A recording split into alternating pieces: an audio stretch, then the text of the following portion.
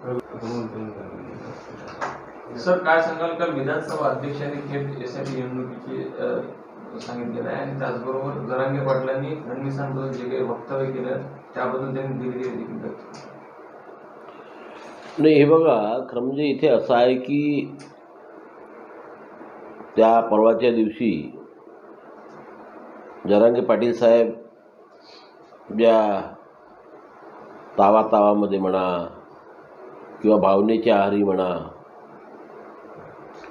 जे नको बोलायला पाहिजे होतं ते त्यांनी वक्तव्य त्या दिवशी केलं आणि त्यामुळे साहजिकच सरकारमध्ये जी मुख्यमंत्री आणि दोन्ही उपमुख्यमंत्री आहेत या तिन्ही लोकांविषयी ते नको ते बोलले आणि त्यामुळे त्यांच्या भावना दुखावणं हे फार स्वाभाविक आहे.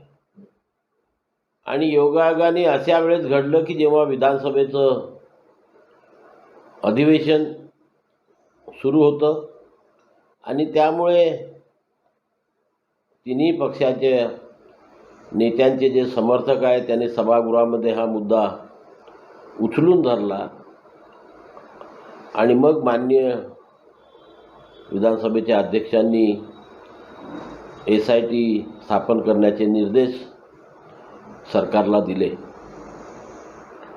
एखादा आंदोलक जेव्हा भावनिक होऊन जातो आणि तेव्हा भावनेच्या आहारी त्याच्याकडनं अशा प्रकारचं वक्तव्य करण्यात आलं असेल तर ते निंदनीयच आहे. त्याचं कोणीही समर्थन या राज्यामध्ये करणार नाही. फुले शाहू आंबेडकरांच्या या पुरोगामी महाराष्ट्रात, सुसंस्कृत महाराष्ट्रात त्याचं समर्थन कोणी करणार नाही. परंतु SIT बसवून चौकशी करण्याची खरंच गरज होती का, हा सुद्धा आता अभ्यासाचा विषय आहे. कारण यापुढे मग अशा प्रकारे जर कोणी आंदोलनकर्ते आंदोलन करून भावनेच्या आहारी जर अशा प्रकारे वक्तव्य होत असेल तर त्याची नोंद ही आंदोलकाला सुद्धा घ्यावी लागेल आणि सरकारला सुद्धा घ्यावी लागणार आहे. आणि म्हणून मी त्या SIT चौकशीचंही समर्थन करणार नाही आणि जरांगे पाटलाचं सुद्धा समर्थन करणार नाही.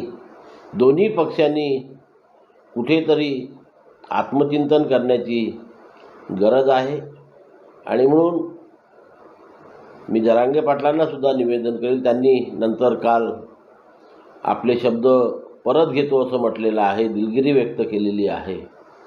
पण शेवटी समाजामध्ये असं असतं की तोंडातून एकदा निघालेला शब्द, ज्याप्रमाणे बंदुकीतून निघालेली गोळी परत घेता येत नाही त्याचप्रमाणे तोंडातून निघालेला शब्द तो सुद्धा मागे घेता येत नाही.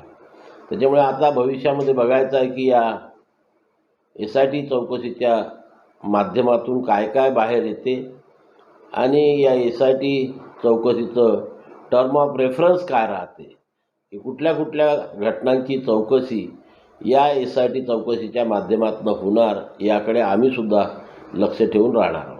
सर, SIT चौकशीचे आदेश मुख्यमंत्र्यांनी तर थेट विधानसभा अध्यक्षांनी दिलेले आहे, त्यामुळे आंदोलनावर आणि जरांगे पाटलांनी देखील हे अडचणीचं ठरू शकतं. हे बघा, जर आंदोलनकर्त्यांची भूमिका ही फार स्पष्ट होती सुरुवातीपासून आणि ज्या प्रकारचे मागील 4-5 दिवसामध्ये आरोप त्यांच्यावरती काही लोकांकडून लावण्यात आलेले आहे, त्या आरोपामध्ये जर काही तथ्य नसेल, बिनबुडाचे ते आरोप असेल तर SIT असो किंवा आणखी कुठल्या एजन्सीच्या मार्फत चौकशी हो, काही तथ्य बाहेर येणार नाही. पण या संपूर्ण आंदोलनादरम्यान कुठेतरी काही कोणाच्या सांगण्यावरून किंवा याच्यावरून अशा प्रकारचे कृत्य झाले असेल तर ते SITमधून समोर येणार आणि मग त्याच्यावरती सरकारला काय निर्णय घ्यायचा तो सरकार घेणार. पण अगदी स्वच्छ मनाने आणि स्वच्छ भूमिकेने जर हे आंदोलन झालं असेल आणि कुठेही काही त्याच्यामध्ये हस्तक्षेप कुणाचा नसेल तर शेवटी सरकारला सुद्धा त्याच्यातनं काही निष्पन्न होणार नाही. जरांगेचे फडणवीसांबद्दल झालेले वक्तव्य, त्यानंतर फडणवीसांची आणि मंत्रिमंडळाची दिसलेली त्या आंदोलनाविरोधाची जरांगेविरोधाची आक्रमकता पाहता काल त्यांनी कुठेतरी दिलगिरी देखील व्यक्त केली आहे. त्यामुळे नमते पाय जरांगे पाटील सध्याला घेते असं दिसतंय. नाही, हे बघा, मी कालसुद्धा बोललो की जरांगे पाटील त्या दिवशी त्यांनी जे जे काही या राज्याचे माननीय उपमुख्यमंत्री देवेंद्रजी फडणवीस यांच्याबद्दल वक्तव्य केलीत, ती सर्वच वक्तव्य निंदनीय आहेत. त्याचा आम्ही निषेधच करतो. कोणीही त्याचं समर्थन करणार नाही.